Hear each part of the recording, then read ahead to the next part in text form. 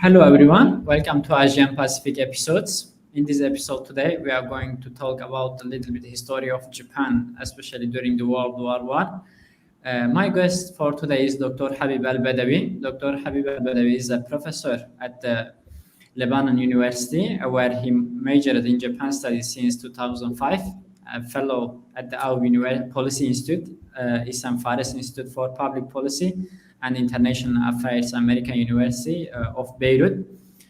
Dr. Habib is trained at Lebanon Educator Ethics Assessment Project organized by the Republic of Lebanon Ministry of Education, Higher Education. Dr. Habib has a good knowledge about the Japanese relations, Japan history, and Japan's politics. He has also published a few books. One of his books is titled The Political History of Japan Between the Two World Wars. And another book, Japanese Constitution, study from 1889 and 1947. Dr. Habib also became a consultant to the Japanese Initiative for the Future of Syrian Refuge, established by Japan's International Cooperation Agency. Dr. Habib also has been invited to give lectures in Japan, the United States of America, United Kingdom, France, Netherlands, Belgium, Turkey, Ghana, Egypt, and in several countries he gives lectures. Welcome, Dr. Habib. Thank you for joining my shows today. Mr. Lokman, I'm very honored by this interview. I would like to thank you personally for this chance. And I'm ready for any question for you and your audience to know more about Japan, Japan history, also the strategic view of Japan and the relations between Japan and the Arab world. This is my major studies talks about how to benefit from the Japanese experience and to learn from it in our East, in the Arab East, maybe in Turkey, in the Islamic world. Okay, sure. We will go. So let me start from.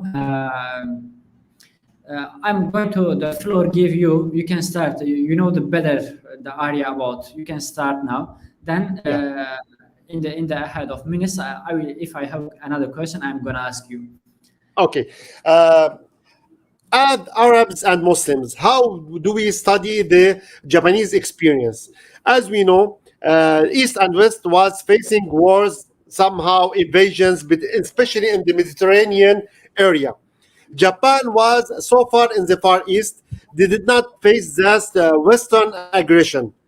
But when the Portuguese controlled Andalusia and went to explore the world, like exploring the Americas and even reaching Japan, they took with them their values. It was the new values. We cannot speak now about Western values. The main purpose of the Portuguese was to spread Christianity. Even in Japan, they have some believers, and that shocked the Japanese society.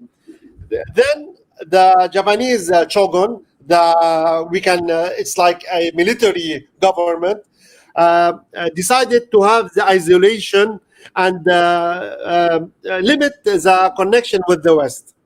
They only trade with the Dutch.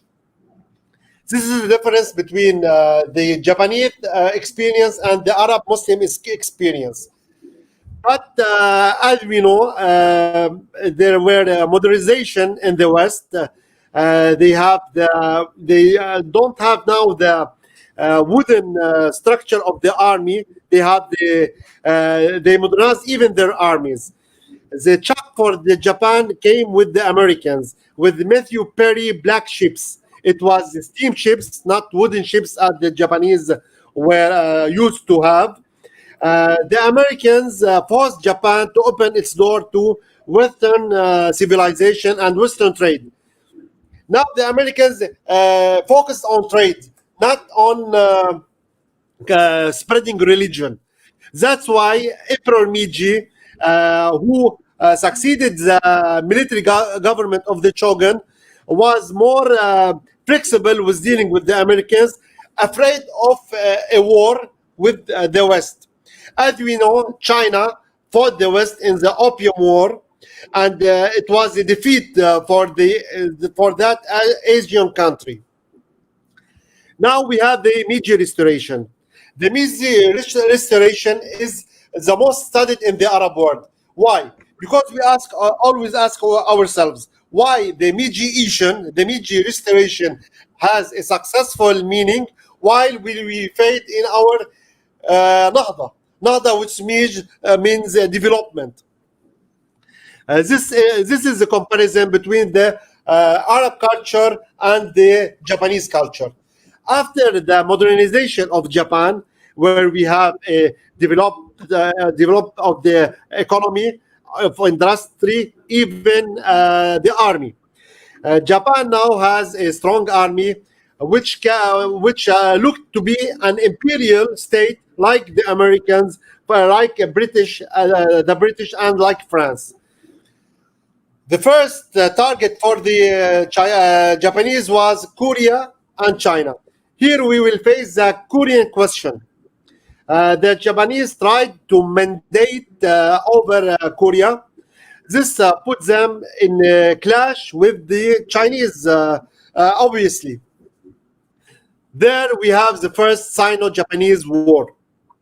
Now we are speaking about imperialism. We are speaking about Asian imperialism. Japan won this war against China.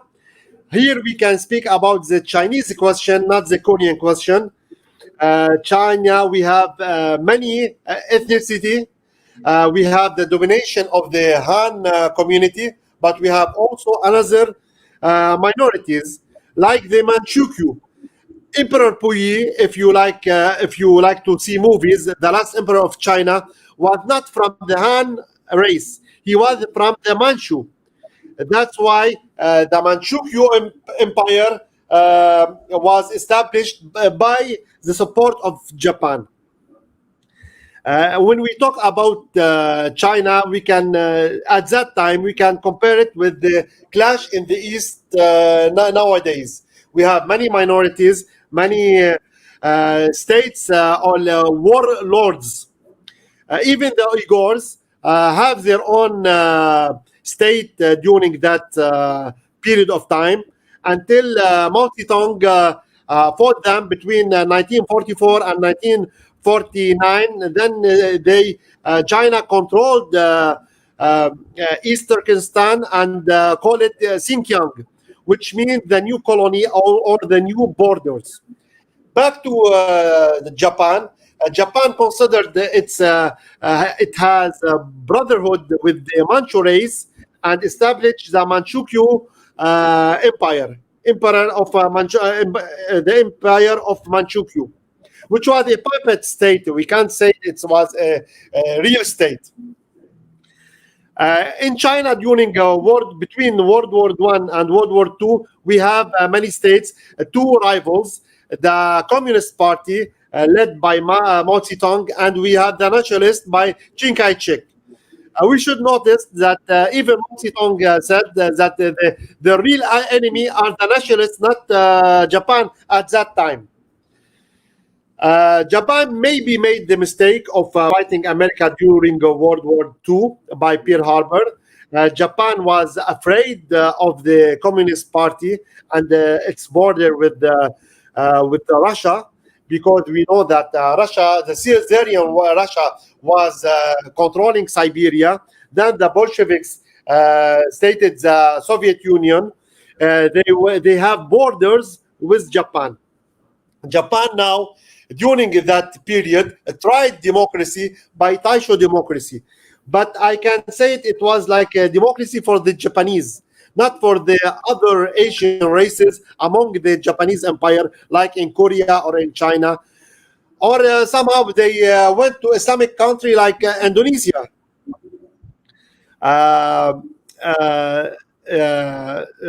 Japan have its alliance with the Nazi Germany and fascist Italy when Japan adopted the militaristic way. And they have the anti-Comintern pact targeting the Bolsheviks, the Russian, who said that they want to spread the communist thought everywhere in the world, including Japan. When the war started in Europe, like now in between Ukraine and Russia, Japan stayed neutral somehow in the Far East, but it was preparing for the war.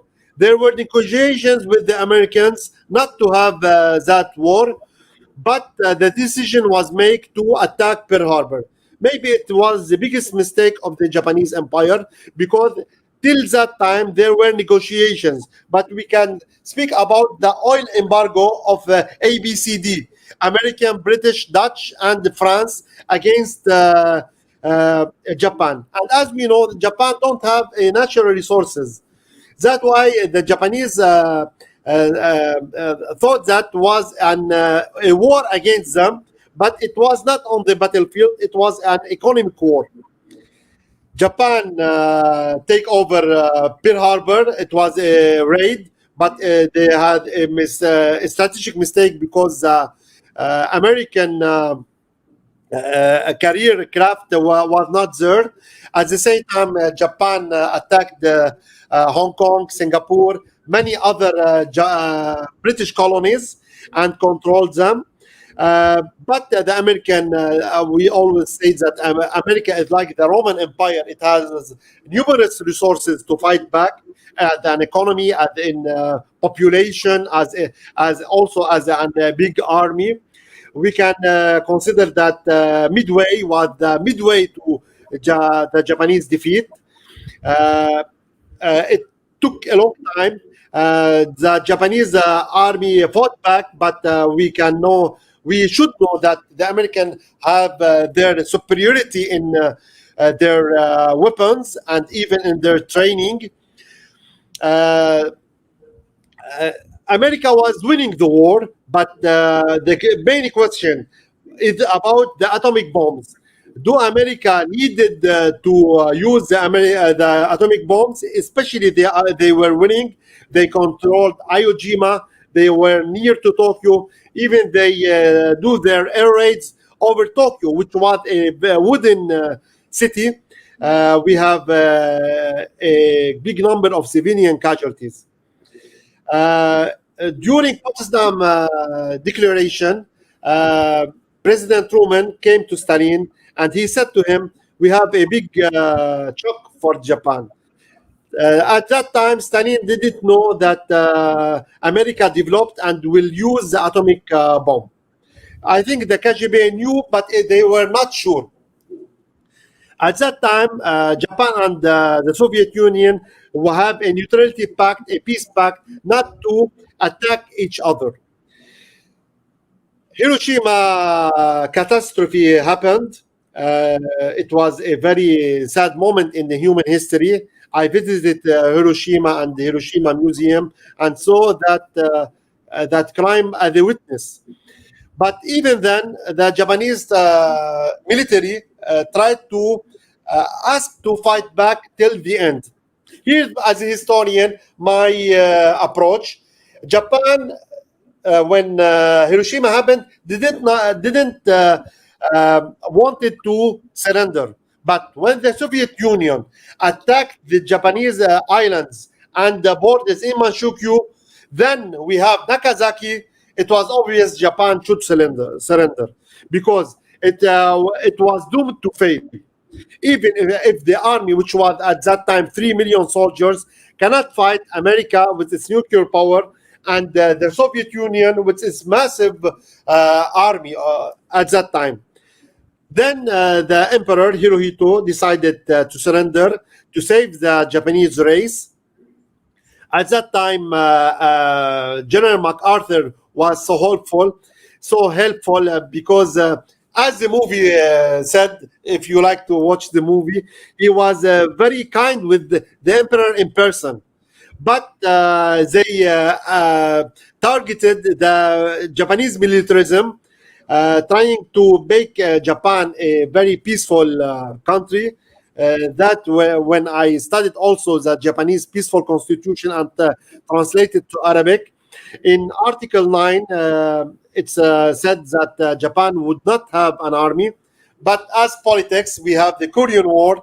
The US, the West needed the logistic support of Japan Then Japan developed its police force to be the Japanese defense force. Now, somehow facing the new world in the 21st century, I think the Japanese as well as the Germans are trying to rebuild a strong army. That's just a brief introduction about Japan between the two world wars. Looking for your questions and the Yes, audience. yes, Dr. Habib, from here, I would like to ask the Meiji Restoration is very important, the Yeah. period in the Japan history. Could you Mm. little bit go to deep about the Meiji Restoration? What is the Meiji Restoration importance for Japan and for the region? Look, It is man, implication it's for the region. the main question in the Arab East. The Japanese restoration. I told you during my introduction that they focus on economy, industry, and in the military. But the main issue, in my opinion, which I told to the Arab circle, it's education. The Meiji restoration have many layers, but the main point I think it's education. They educated the Japanese people, have high universities, high quality of education. They send their scholars to Europe and America. Many countries in Europe, like Austria, Germany, Italy, France, British. This was the quality of the Japanese people. They went to the West, learned, and come back to Japan and make the restoration. While in the Arab case, when our scholars went to Europe and to the West, they adopted the Western methods. They some stayed there, and the others who came back to the East, they have a clash with their society. They didn't believe in their society. Here, I should mention that during that time, the Japanese worshipped the emperor, while the Arab East, there are Muslims. Here we can speak about the integrity of the Japanese. They kept their culture, tradition, religion, and tried to move on with Japan. But what happened in the Arab East, it was a clash of civilization. The scholars didn't want their traditions. They don't want their culture. They did not try to develop their countries. Back to the Meiji Restoration, the main issue was education. Through education, you can have good industry, a bright future, a good economy, a good social structure, a good media. The Japanese went to the West and come back by the Meiji Restoration to have the modernization of Japan. That is the conclusion of the Meiji Restoration, and this is a comparison with the Arab East. Maybe that is not your question, Lokman, but this is the question in our universities. Yes, They yes, also asked me, Dr. Habib, why Japan succeeded, why we felt it was a big failure for the Arab nations. The Japanese believes in themselves, believes in their culture, in their country. On the other side, here in the Arab East, we did not believe in ourselves. Education. Habib, nowadays, you know the situation in East Asia. Yeah. There is a huge competition between the China and United States. Yeah. Japan also is another part. We are participate to the East China Sea stakeholder. I would like to request make a comparison how you can see the similarities or differences between the situation of today and the Asia Pacific War during the 1937 to 1946. Is there any similarities or differences? What kind of lessons the countries of the region and international politics can take from the history for today? Mr. Lokman, another excellent question by you. This question is excellent today and this week. If you ask me a month ago, I will say to you, there are no comparison. But after the Russian-Ukrainian war, we can speak about that. Yesterday, we had a conference in Beirut. I spoke about Japan and rebuilding its army. We know that even Germany is now have a 100 billion budget to modernize their army. This week, these 10 days after the Ukrainian and Russian war, we can speak about, we can compare between what's happened in the mid of the beginning of the 20th century and 21st century. We have polarization. Last year, during Trump administration, we had the trade war between America and China. China was winning, especially that even the USA has a debt for China. What is happening now is a new world order, I think. I don't believe that will be World War III. But if you ask me about the Ukrainian-Russian war, I had an event, a lecture with London. At the same night of the Russian invasion, I expected they will have no war. Because I don't believe that in the 21st century, there will be such a catastrophe for humanity. The next morning, the Russian invaded Ukraine. Also, I say to you, Mr. Lokman, that I don't believe that will be a World War III. But maybe I'm also wrong, because China wants to take over Taiwan under the One China policy. We know that North Korea always want to invade the other Korea, even to have military like maneuvers near the Japanese islands. It's very similar. As a human, I hope it will not escalate to a bigger war. But it's similar in those 10 days. We have very similarity. But I hope that reasoning will come to the leaders of the all the countries. Dr. Habib, I would like to ask one question as a promotion to your books. Please introduce a little bit about your books, which you are their interest related to the history of Japan, the constitution of Japan. Okay. My first book was Japan Between the Two World Wars, maybe which we are talking now about. It's mainly about history. I talk about it. The other one, it's for the Arab lawyers and Arab public. It is even in Russia, they had a study about it in English. It's a comparison between the two constitutions of Japan. Japan has two constitutions, the Meiji Constitution in 1889, and the other is the MacArthur Constitution, which is a peaceful constitution of 1945. In that constitution, they have Article 9, which said that Japan is a peaceful country and will not build a strong army. This is a comparison. That's why the Russians last year asked me to write an article in English about it. My third book, maybe as strategic, is the most important. I wrote it for Saudi Arabia. It's about the Indo-Pacific strategy of Japan, how they are collaborating with India, Australia, and the United States to face the challenges, especially of the Chinese Belt and Road Initiative. The third book mostly is a diplomatic strategic book, not interesting for the scholars. Even I don't ask my students to study about it because it's focusing on strategy. But as a history, my first book is number one now in Lebanon and the Arab world.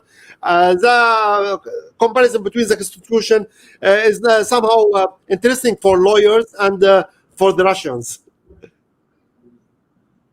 Let me ask you, Dr. Habib, related to one question about your latest books about the Japan and Indo-Pacific. How do you see the future of Japan in the Indo-Pacific region? Maybe Japan have some strengths according to their bureaucracy. China is more diplomatically aggressive.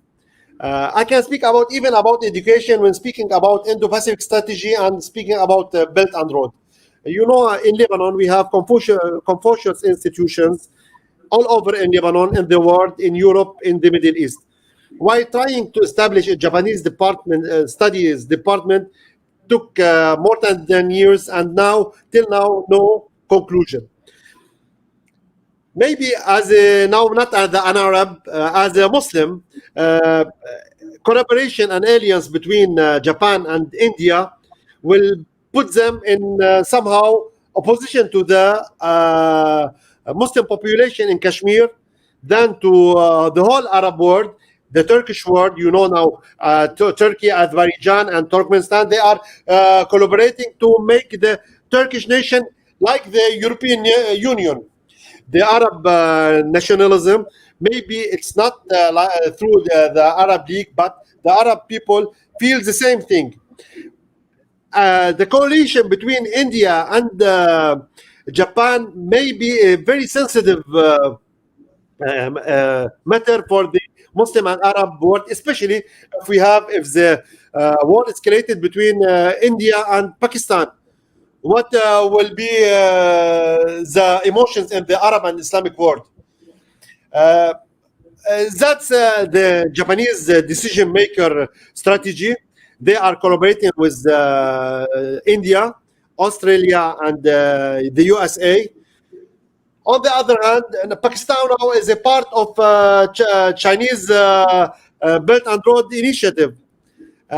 I hope that we have peaceful approaches, but I hope that Japan will have friendly relations with Pakistan, because as you know, as an academic circle in the Arab world, we have sympathy with Pakistan.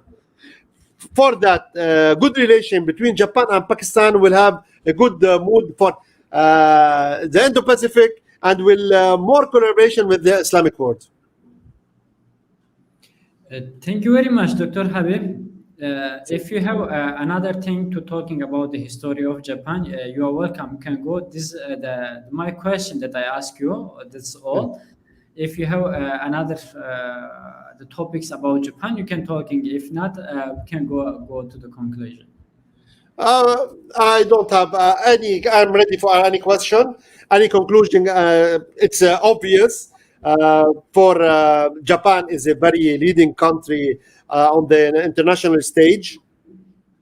As Arabs, we should know more about, learn more about. We should adopt the Japanese development in economy, in culture, in education. The main issue that I preach about here in the Arab world that we should know more and learn from is the educational Japanese system. We should promote education. We should learn from Japan. We should send scholars to Europe, Japan, China, Russia, Europe, United States, and come back to our countries to make the development that we need, because we need reconstruction of our societies. Japan is a model to any Arab thought to develop again. Thank you for everything you did, Mr. Lokman. Thank you very much, Dr. Habib, for remind us and talking with us about the history of Japan and the future of Japan today. Thank you for joining me today, Dr. Habib. Thank you very much. It's a great honor. Thank you.